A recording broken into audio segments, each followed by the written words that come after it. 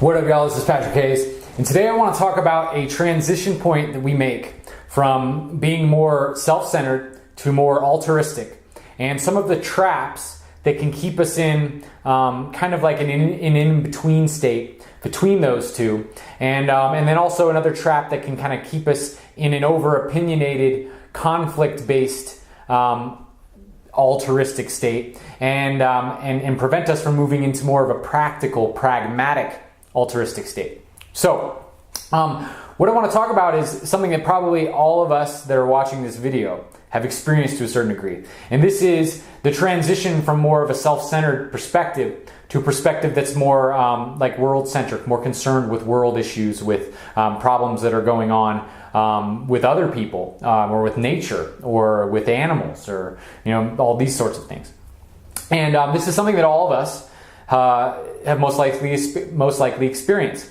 There was a point when we were more self-centered, but then as we started kind of waking up, and this is part of the wake-up process, we started becoming more concerned with things outside of us. We started becoming more altruistic, and we started wanting to see the world be a more peaceful, more beautiful place.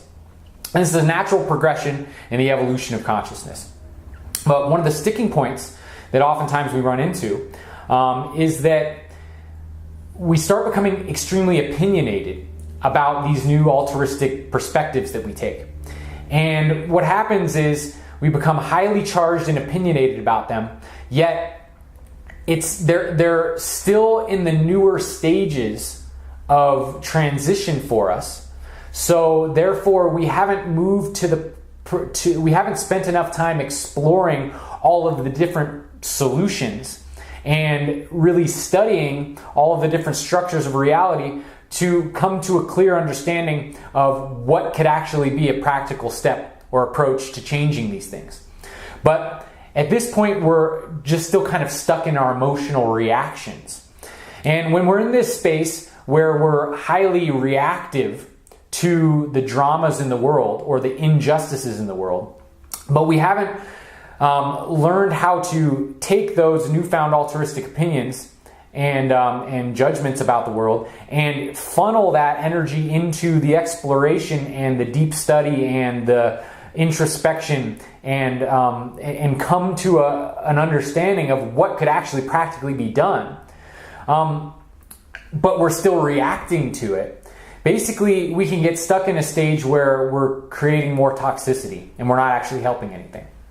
Because until we actually are able to step back and clearly integrate all of the issues that are going on that we want to that we feel passionate about, and come up with some very calculated, strategic, solutionary action steps for us to take, but we're actually just responding out of spite or anger or frustration or whatever it is, grief, because we don't appreciate these things that are happening, we're actually being more toxic and we're not helping anything. So it's important to appreciate that these strong emotions are good things because they're indicative of the fact that our value system is changing. But also realize that these unharnessed strong emotions cause more of a problem also.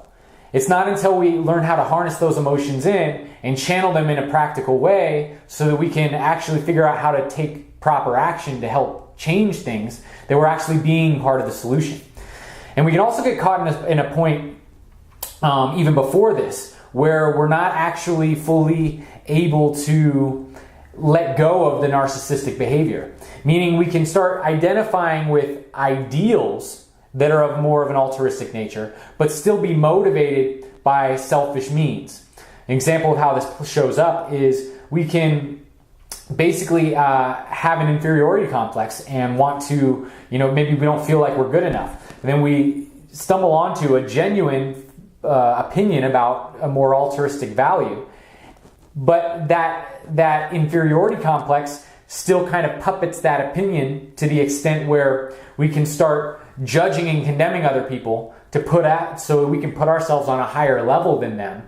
And then it becomes more about leveraging our opinion of ourselves and putting people on a lower level so that we can feed our ego, so we can feel better about ourselves, be more righteous. So we can be self-righteous, and then people can be the troublemakers. So that's like one way that it comes out. Another way it can come out is it can come out in the way where we just we start feeling like we need to express all of these spiritual platitudes, where we start professing all of these very generalized ideas of love, we're all one, and this is all about love, and love will heal everything. And while that's true, if we don't have an understanding of how the embodiment of love can practically take action and heal things, but we're just professing these generalized truths, the amount of good that it's doing is very little, because it's probably most likely just coming from a space where we want to feel important, we want to feel like we're doing something, and so we start expressing these generalized platitudes of the grander love perspective, but we're not actually giving any practical advice to anybody. We're not bringing any practical solutions to the table. We're just professing things that we know that anyone else that has those altruistic opinions will resonate with, so that we can get a response of positivity from people on one hand, and so on the other hand we can actually feel like we're doing something, but we're actually really not doing very much.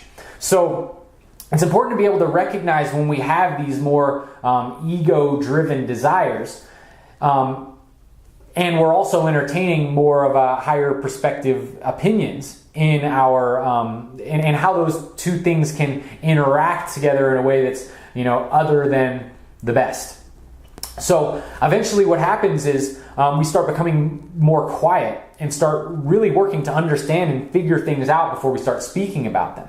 And we become less emotionally charged because we realize that to become over-emotional about these issues without an actual practical plan is useless. So we can take our drive and our desire to see a more beautiful place, and we can actually funnel that into the research, into the exploration, into the introspection, and into the meditation, all these different practices that can help us actually actualize a capacity to create positive change in the world. And then we can use that passion and express that passion in a calculated way that actually does create a ripple that is lasting and powerful. So I encourage you to explore some of these different ideas, see in those areas where you may be reacting too prematurely, and work to try to channel some of that energy into self-introspection and into the exploration of practical approaches, so that you can bring those newfound or old-found passions for doing something beautiful for the planet into an actualized practical form that will create a positive ripple. So thanks so much for tuning in. This is Patrick Hayes. Like, subscribe, share with your friends, and I'll talk to you next time. If you liked the video you just saw and you want to support me in bringing more content like that to you, donate to my Patreon page. There's a link pinned in the comments below, and when you donate to the page, you get access to all sorts of cool giveaways like exclusive content, free music downloads, monthly group chats with me, and more. Now, every single donation that comes in goes directly to improving the quality and the quantity of my content. So thanks so much for your support, and I'll see you on the flip side.